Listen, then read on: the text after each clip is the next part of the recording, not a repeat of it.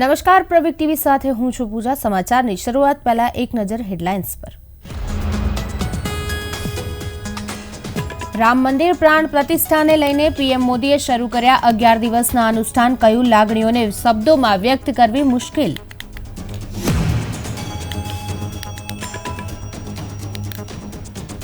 આજે વાઇબ્રન્ટ ગુજરાત સમિટનું સમાપન। મુખ્યમંત્રી ભૂપેન્દ્ર પટેલ એમએસએમઈ કોન્ક્લેવમાં રહ્યા હાજર।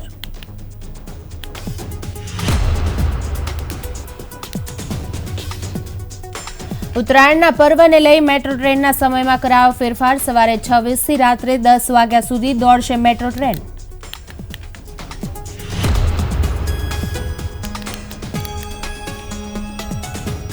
ઉત્તરાયણના પર્વ પર લોકો નહીં માણી શકે જોય રાઇડની મજા। સાવચેતીના ભાગરૂપે શનિ અને રવિવારે જોય રાઇડની સેવા કરાઈ બંધ।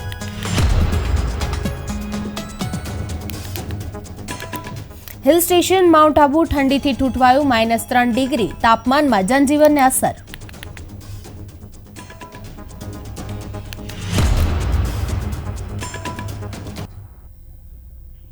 बात करीशुं वाइब्रન્ટ गुजरातनी।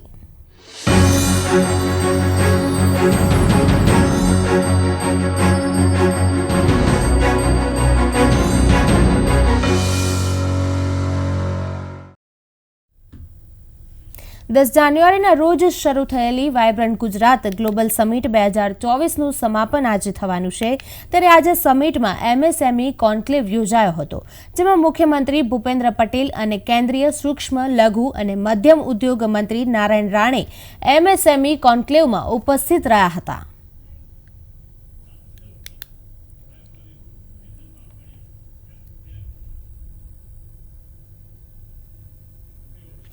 વાઇબ્રન્ટ સમિટના આજે સમાપન સમારોહ છે, તે માટે ન્યૂઝરૂમથી લાઈવ વધુ વિગત માટે અમારા સંવાદદાતા ચેતન જોડાઈ ચૂક્યા છે। તો જી ચેતન, વાઇબ્રન્ટ સમિટ સમાપન સમારોહનો આજે સમારોહ છે, તો આગામી દિવસોમાં ગુજરાતમાં કેવા પ્રકારના રોકાણ કરવામાં આવશે, શું છે, કેવો માહોલ છે અને શું છે સમગ્ર વિગત? જી પૂજા, જો વાઇબ્રન્ટ સમિટની વાત કરવામાં આવે તો આજે વાઇબ્રન્ટ સમિટનો અંતિમ દિવસ છે અને બપોરે લગભગ 2:30 વાગે કેન્દ્રીય ગૃહ અને સહકારિતા મંત્રી અમિત શાહ વાઇબ્રન્ટ સમિટના સમાપન સમારોહમાં આવશે અને તેઓ ઉદ્યોગપતિ અને જે વિવિધ દેશોના પ્રતિનિધિઓ છે તેમને સંબોધન કરશે।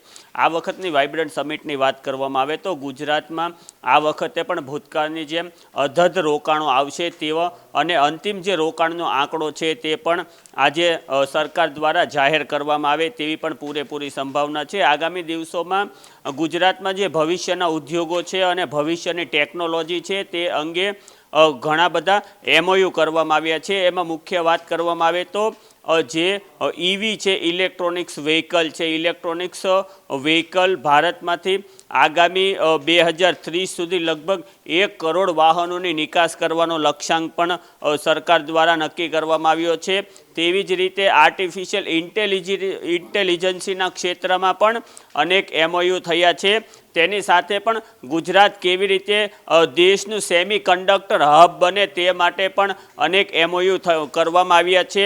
અમેરિકાની દિગ્ગજ જાયન્ટ કંપની માઇક્રોન દ્વારા ગુજરાતમાં સાણંદ પાસે સેમી કંડક્ટરના જે પ્લાન્ટ છે તે અંગે કરારો થઈ ગયા છે અને આ પ્લાન્ટનું બાંધકામ ટૂંક સમયમાં જ શરૂ કરવામાં આવશે। તે ઉપરાંત સૌથી મહત્ત્વની વાત એ છે કે સેમી કંડક્ટર ચિપ્સ બનાવવા માટે જે રો મટીરિયલ હોય છે તે રો મટીરિયલની કંપની પણ સાણંદ પાસે તેનો રો મટીરિયલનો પ્લાન્ટ બનાવી રહી છે।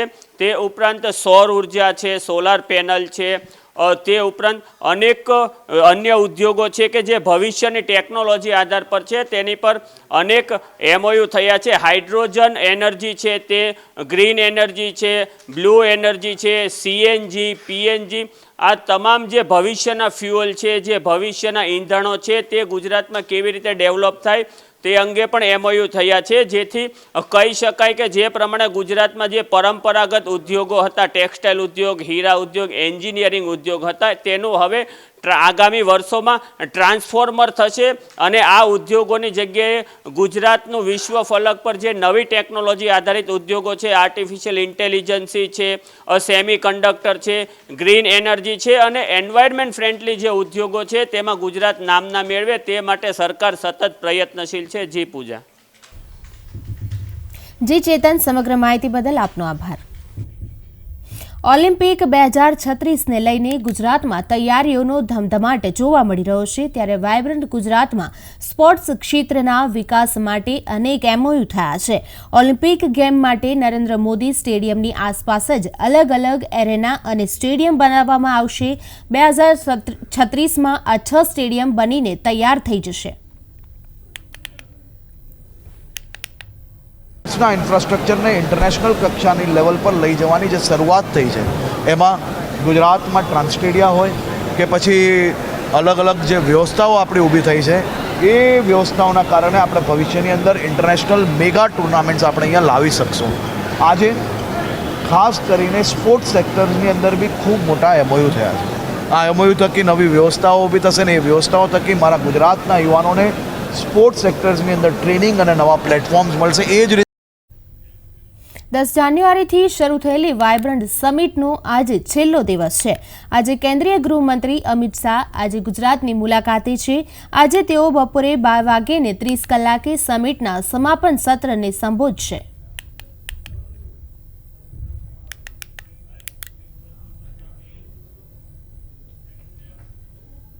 વાયબ્રન્ટ ગુજરાત ગ્લોબલ સમિટ અંતર્ગત ગ્લોબલ ટ્રેડ શોનું આયોજન કરવામાં આવ્યું છે. આ ટ્રેડ શોમાં જીએમડીસીનો સ્ટોલ બનાવવામાં આવ્યો છે. આ સ્ટોલમાં જીએમડીસીના કાર્ય અને ભવિષ્યના આયોજનો અંગે લોકોને માહિતી આપવામાં આવી રહી છે.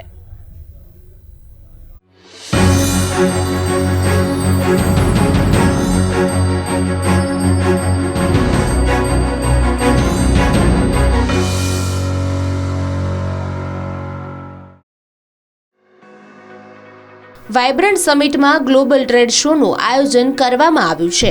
આ ટ્રેડ શોમાં જીએમડીસીએ પોતાનો સ્ટોલ ઊભો કર્યો છે, જેમાં દેશના વિકાસમાં ખાણ અને ખનિજોના મહત્વ વિશે જાણકારી આપવામાં આવી રહી છે. જીએમડીસી ગુજરાતની ખાણ ખનિજ ક્ષેત્રની સરકારી કંપની છે. આ કંપની કોલસા, બોક્સાઇટ, ફોસ્ફરસ, કોપર વગેરે ખનિજના ખનનનું કામ કરે છે. हमारी कोशिश आज की डेट में ये है कि जो लिग्नाइट से हम रेवेन्यू जनरेट कर रहे हैं उसकी 50% रेवेन्यू हम नॉन लिग्नाइट से भी आगे आने वाले दिन में कैसे इनकम करें. और नियर पास्ट में हम लोग कोल ब्लॉक ऑक्शन में भी गवर्नमेंट ऑफ इंडिया के द्वारा जो ऑक्शन हुआ था उसमें पार्टिसिपेट करके उड़ीसा राज्य में 2 अच्छे कोल ब्लॉक हमने लिया है. और आने वाला 2-2.5 साल के बाद हम उम्मीद कर रहे हैं कि उस कोल माइन से भी प्रोडक्शन चालू कर देंगे. વાયબ્રન્ટ ખાતેના જીએમડીસીના સ્ટોલમાં ઈવી વ્હીકલ ડિસ્પ્લેમાં મૂકવામાં આવ્યા છે. આપને જણાવી દઈએ કે કંપની આગામી સમયમાં ઇલેક્ટ્રિક વ્હીકલ ચાર્જિંગ સ્ટેશન ઊભા કરવાની છે. સાથે જ જીએમડીસી બ્લુ હાઇડ્રોજન પણ બનાવશે. આ ઉપરાંત જીએમડીસી આગામી દિવસોમાં ગ્રીન એનર્જીના ક્ષેત્રમાં ફોકસ करશે. का एक बहुत बड़ा एडवर्टाइजमेंट आया है ब्लू हाइड्रोजन के ऊपर. तो ये ब्लू हाइड्रोजन एक नॉट ओनली गुजरात, एक पूरा नेशनल लेवल पे भी एक अगर आएगा बहुत बड़ा रिफॉर्मेशन होगा. हालांकि इसके ऊपर टेक्नोलॉजी इतना डेवलप नहीं है, अभी इनिशियल स्टेज में है, इसलिए हमने इसका एक फिजिबिलिटी स्टडी करने के लिए एक आरएपी निकाला है. तो ये सारे कामकाज से आप देख रहे हैं जीएमडीसी लिग्नाइट और कोल या फसिल फ्यूल से जो रेवेन्यू जनरेट कर ही रहा है, बट एक रेस्पॉन्सिबल माइनर के नाते फ्यूचर में जो ट्रेंड आने वाला है ग्रीन एनर्जी और क्रिटिकल मिनरल्स के ऊपर, उसके ऊपर भी फ्यूचर प्लान लेके फोकस कर रही है. જીએમડીસીના સ્ટોલમાં લોકોને માહિતી આપવામાં આવી રહી છે કે કેવી રીતે કંપની માઇનિંગ દરમિયાન પર્યાવરણને જાળવવા માટે પ્રયત્નશીલ હોય છે. વન મંત્રાલયના તમામ નિયમોનું પાલન કંપની કરે છે. जो माइंस ख़त्म हो गई, मिनरल ख़त्म हो गए, उस एरिया को हम रिक्लेम करके उसके ऊपर प्लांटेशन, एग्रीकल्चर लैंड, गोचर लैंड, ये सब भी डेवलप करते हैं. रही बात वाटर मैनेजमेंट की, जो पानी कम से कम हमारा वेस्टेज हो और अगर ग्राउंड वाटर सीपेज हो रहा है तो उसको कंपनसेट करने के लिए हम आसपास के इलाका में कुछ चेक डैम्स, कुछ तालाब को और डिपेनिंग करना, नया तालाब बनाना, इस पे भी काम करते हैं. कच्छ की भुज में जहाँ पानी कम है और सॉइल फर्टिलिटी पावर कम है, वहाँ पे हमारे CSR एक्टिविटी से हमने जापानी टेक्नोलॉजी मियावाकी प्लांटेशन भी भुज की भुजिया डूंगर के ऊपर काफ़ी दो फेज में हमने लगभग 1 करोड़ 10 लाख रुपया दे के उसको भी हमने डेवलप किया है। કોર્પોરેટ સોશિયલ રિસ્પોન્સિબિલિટી ફંડ હેઠળ જીએમડીસી પોતાનું સામાજિક ઉત્તરદાયિત્વ નિભાવે છે. ખાણોની આજુબાજુના ગામમાં કંપની વિકાસના કાર્યો કરે છે. કંપની યુવાનોને 6 માસની ટ્રેનિંગ પણ આપે છે. जीएमडीसी की सीएसआर में लगभग हर साल हम 15 से 20 करोड़ रुपया खर्चा भी करते हैं।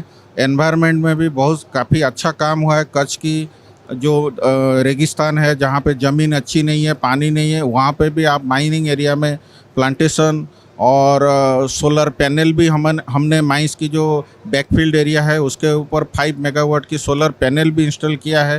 तो इससे आप अंदाज़ा लगा सकते हैं कि जीएमडीसी ने पर्यावरण और सीएसआर में कितना आगे निकल के काम कर रही है। ગુજરાત સરકારની અગ્રણી કંપની જીએમડીસી દેશના વિકાસમાં સતત મહત્વનું યોગદાન આપે છે. કેમેરામેન વિશ્વાસ પટેલ સાથે ચેતન બામણિયા, પ્રવેગ ટીવી, અમદાવાદ.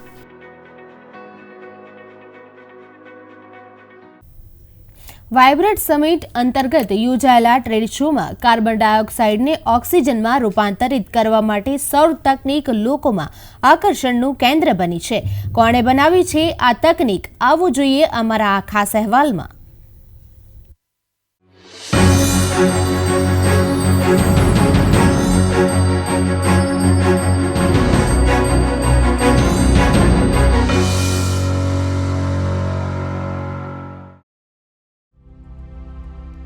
આ છે ગુજરાતના એક યુવાન ઉદ્યોગ સાહસિક શનિ પંડ્યા.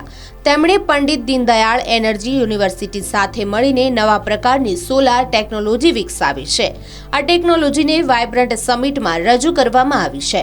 શનિ પંડ્યાએ એડએક્સ ટાવર બનાવ્યો છે. તેઓ દાવો કરે છે કે તે સોલાર ટાઇલ્સની મદદથી કાર્બન ડાયોક્સાઇડને ઓક્સિજનમાં રૂપાંતરિત કરે છે.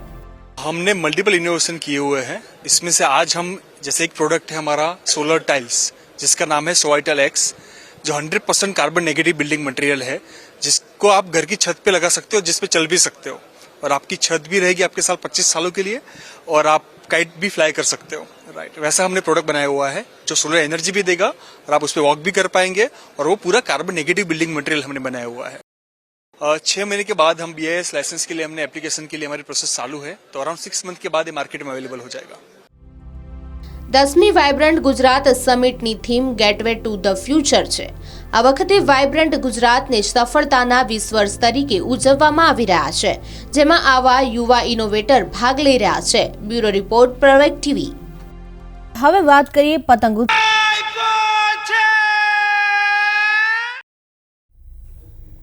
ઉત્તરાયણના પર્વને લઈ મેટ્રો ટ્રેનના સમયમાં ફેરફાર કરવામાં આવ્યો છે. ઉત્તરાયણના દિવસે અને વાસી ઉત્તરાયણના દિવસે એટલે કે 14 અને 15 જાન્યુઆરીએ મેટ્રો ટ્રેનના સમય ફ્રીક્વન્સીમાં ઘટાડો કરાયો છે. 12 મિનિટે મળતી મેટ્રો ટ્રેન આ 2 દિવસ માટે 20 મિનિટે મળશે. સવારે 6:20થી રાત્રે 10 વાગ્યા સુધી મેટ્રો ટ્રેન દોડશે. ઉલ્લેખનીય છે કે તહેવારના દિવસે જાહેર રજા હોવાથી મુસાફરો મેટ્રોની મુસાફરી ઓછી કરતા હોય છે, જેને લઈ મેટ્રોના વહીવટી તંત્ર દ્વારા આ મહત્વપૂર્ણ નિર્ણય લેવામાં આવ્યો છે. અમદાવાદ વાસીઓ શનિ રવિ રજાની મજા માણી શકે તે માટે રિવરફ્રન્ટથી સાયન્સ સિટી સુધી હેલિકોપ્ટર જોય રાઇડ સેવા શરૂ કરવામાં આવી છે. ઉત્તરાયણનો તહેવાર નજીકમાં હોય, લોકો પતંગ ચગાવતા હોય છે, ત્યારે કોઈ દુર્ઘટના ન બને તે માટે સાવચેતીના ભાગરૂપે શનિ અને રવિવારે જોય રાઇડ સેવા બંધ રાખવાનો નિર્ણય કરવામાં આવ્યો છે.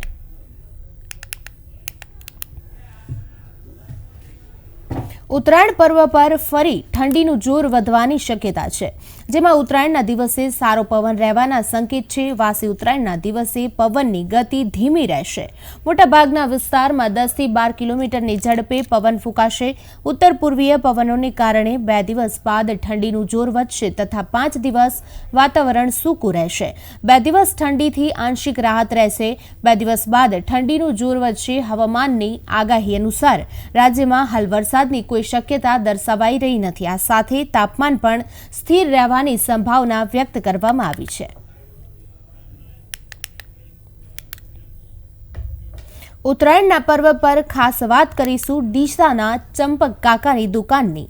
સતત 60 વર્ષથી આ દુકાનમાં દોરી રંગવાનું કામકાજ ચાલી રહ્યું છે।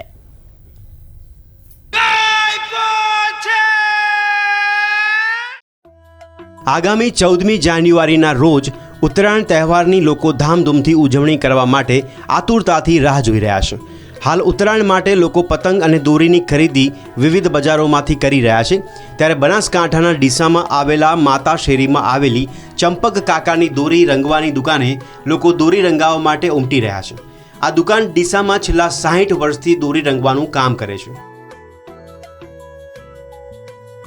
અમે માતા શેરીની અંદર છેલ્લા 60 વર્ષથી દોરી રંગવાનો વ્યવસાય કરીએ છીએ અને આ વ્યવસાય મારા દાદીએ શરૂ કર્યો હતો, જે અત્યારથી હું પણ આ જાળવી રાખું છું।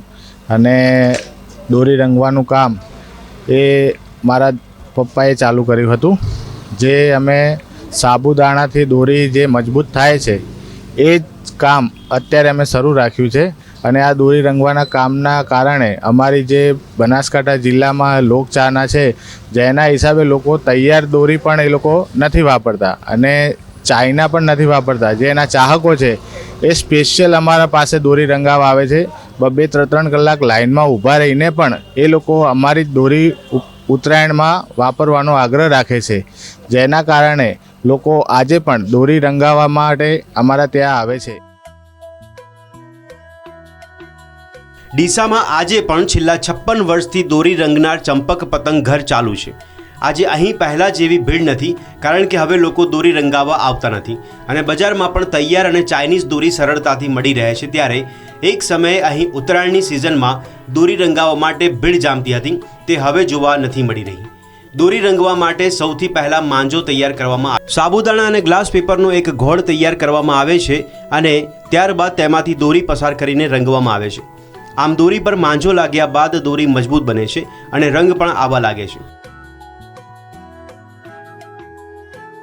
જે તૈયાર દોરી મળે છે એમાં ઘણીવાર દોરી ઓછી પણ આવે છે અને દોરીના ખૂંચડા પણ આવે છે અને ચાઇના દોરી તો ગવર્મેન્ટે બેન જ કરેલી છે, એટલે અમે વર્ષોથી તૈયાર દોરી છોડી અને દોરી રંગ જ કરાવીને વાપરીએ છીએ, જેમાં દોરી પણ સારી મળે અને પૂરેપૂરી મળે। અને હું પણ આમ પબ્લિકને કહું છું કે દોરી પવરાવવાથી આ બીજા લોકોનો રોજગાર પણ ચાલુ રહે અને એ મધ્યમ વર્ગ મારા માટે બહુ સારું છે। બનાસકાંઠાના ડીસામાં આવેલી માતા શેરીમાં વર્ષોથી ચંપક કાકાની દુકાને ઉત્તરાયણ માટે દોરી રંગી આપવામાં આવે છે। આ દુકાન છેલ્લા 60 વર્ષથી કાર્યરત છે। અહીં લોકો દૂર દૂરથી દોરી રંગાવવા માટે આવે છે। કેમેરામેન રતનસિંહ સોલંકી સાથે હરેશ ઠાકોર, પ્રવેગ ટીવી, બનાસકાંઠા। વડાપ્રધાન નરેન્દ્ર મોદી આજે નાસિકની મુલાકાતે પહોંચ્યા છે। અહીં તેમણે એરપોર્ટથી સભાસ્થળ સુધી રોડ શો કર્યો હતો। રોડ શો દરમિયાન મહારાષ્ટ્રના મુખ્યમંત્રી એકનાથ શિંદે અને બંને નાયબ મુખ્યમંત્રી દેવેન્દ્ર ફડણવીસ અને અજીત પવાર પણ હાજર રહ્યા હતા। રોડ શો દરમિયાન કાર્યકરોએ પીએમ મોદીનું જોરદાર સ્વાગત કર્યું હતું। વડાપ્રધાન નાસિકમાં 27મા રાષ્ટ્રીય યુવા ઉત્સવ કાર્યક્રમમાં હાજરી આપવા માટે પહોંચ્યા છે। દર વર્ષે સ્વામી વિવેકાનંદની જન્મજયંતિ પર આ ઉત્સવ આયોજન કરવામાં આવે છે। આજે તેઓ મહારાષ્ટ્રને ₹30,500 કરોડથી વધુના વિકાસ પ્રોજેક્ટ્સની ભેટ આપવાના છે।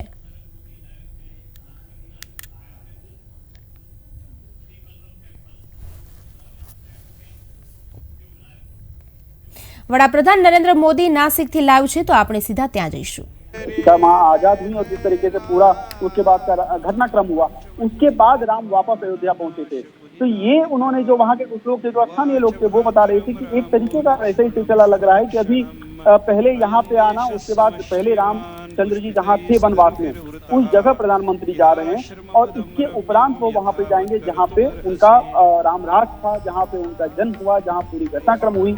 तो ये एक तरीके से आप देख सकते हैं कि लोग इसको इससे भी जोड़ रहे हैं। तो आपको एक रफली आइडिया मिलेगा कि कितना सिग्निफिकेंट है और कितना इम्पोर्टेंट है अगर आप इसको इस तरीके से देखेंगे तो, क्योंकि वनवास हुआ और ભાજપ, શિવસેના અને અજીત પવાર જૂથના એનસીપીએ શુક્રવારે મુંબઈમાં વડાપ્રધાન નરેન્દ્ર મોદીનું સ્વાગત કરવા માટે બેનરો લગાવ્યા છે.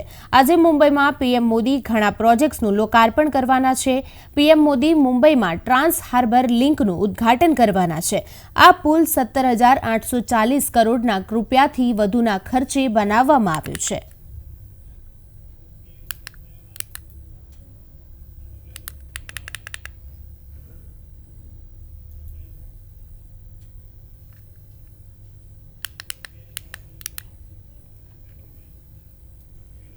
વાત કરીશું રામ મંદિરના પ્રાણ પ્રતિષ્ઠા મહોત્સવની.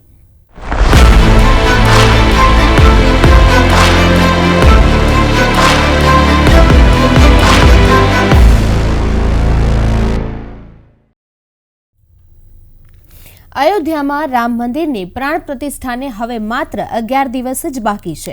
આગામી 22 જાન્યુઆરી યોજાનાર મહાઉત્સવને લઈ તમામ તૈયારીઓ પૂર્ણ થઈ ચૂકી છે. આ દરમિયાન પીએમ મોદીએ એક્સ પર એક પોસ્ટ કરી છે અને કહ્યું કે હું ભાગ્યશાળી છું કે હું પણ આ શુભ પ્રસંગનો સાક્ષી બનીશ.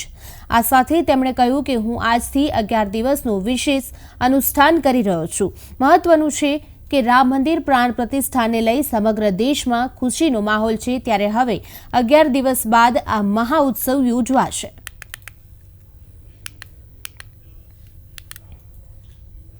લખનઉ યુનિવર્સિટીના પ્રોફેસર શ્યામલેશ કુમાર તિવારીને 22મી જાન્યુઆરીએ અયોધ્યા રામ મંદિરમાં પ્રાણ પ્રતિષ્ઠામાં ભાગ લેવા માટે આમંત્રણ મળ્યું છે. પ્રોફેસર શ્યામલેશ કુમાર તિવારી લખનઉ યુનિવર્સિટીના સંસ્કૃતમાં ઓરિએન્ટલ સ્ટડીઝના પ્રોફેસર તરીકે કાર્યરત છે.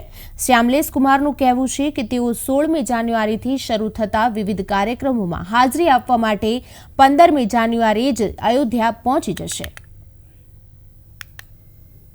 देखिए, ये प्रसन्नता मेरे लिए ही नहीं हर भारतीय के लिए है और विशेष रूप से जिस परिप्रेक्ष्य में आप जानना चाह रहे हैं तो मेरे लिए, मेरे इस प्राच्य संस्कृत विभाग के लिए, मेरे लखनऊ विश्वविद्यालय के लिए और जिस नगर में मैं हूँ लखनऊ नगर और लखनऊ जनपद के लिए बहुत गौरव का विषय है कि वहाँ से यह कोई व्यक्ति यह राम कार्य के लिए जा रहा है. पूर्वजों के पुण्य प्रताप से और गुरुओं के आशीर्वाद से यह मर्यादा पुरुषोत्तम श्री रामचंद्र के प्राण प्रतिष्ठा का में जाने का और प्रत्यक्ष कार्य करने का अवसर प्राप्त हो रहा है. इस महायज्ञ में 15 के सायंकाल तक वहाँ पहुँचना है. 16 से लेके 23 तक का 22 के सायंकाल तक का कार्यक्रम है. બિહારના એક કલાકારે અયોધ્યામાં 14 લાખ દીવાનો ઉપયોગ કરીને ભગવાન રામનું મોઝે કાર્ટ બનાવ્યું છે. કલાકાર અનિલ કુમાર અને તેમની ટીમને આશા છે કે તેમના આ પ્રયાસને ગિનીસ બુક ઓફ રેકોર્ડમાં સ્થાન મળશે.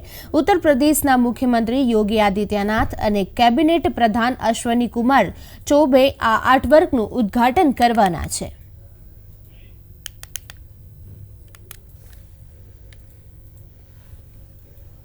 इसमें श्री राम जी का जो है भव्य एक पराक्रमी रूप है ना, उनका एक पोर्ट्रेट बन रहा है जो कि मोज़ेक आर्ट में बन रहा है, जो कि रंग बिरंग के दीपक को जो है ना रंग करके उससे बनाया जा रहा है.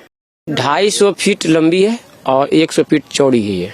और कितने दियों का इसमें 14 लाख दीपक से जो इसको बनाया जा रहा है और जो कि 2 दिन से काम चल रहा है. ये आज 3रा दिन है. Guinness book of world record में आप बता रहे हैं ये गिनीज वर्ल्ड रिकॉर्ड, ये वर्ल्ड रिकॉर्ड में ये शामिल होगा. अटेम्प्ट जो है वो 13 तारीख को किया जाएगा. રામ મંદિરના અભિષેક સમારોહ પહેલા કરવામાં આવેલી આરતી દરમિયાન અયોધ્યામાં ગુરુવારે ભગવાન રામને 56 ભોગ અર્પણ કરવામાં આવ્યા હતા. ત્યારે મોટી સંખ્યામાં ભક્તો ભગવાનના દર્શન કરવા માટે ઉમટી પડ્યા હતા. ભગવાનને લાડ લડાવવા માટે તેમને ભાવતા ભોજન્યા ધરાવવામાં આવ્યા હતા.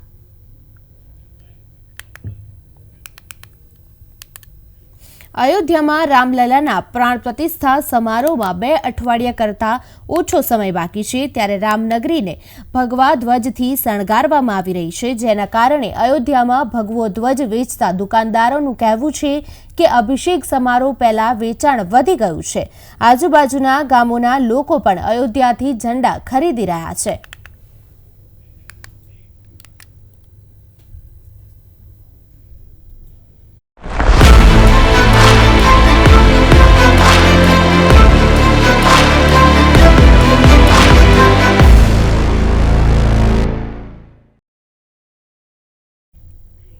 હાલ સમાચારોમાં બસ આટલું જ. મને આપશો રજા. નમસ્કાર.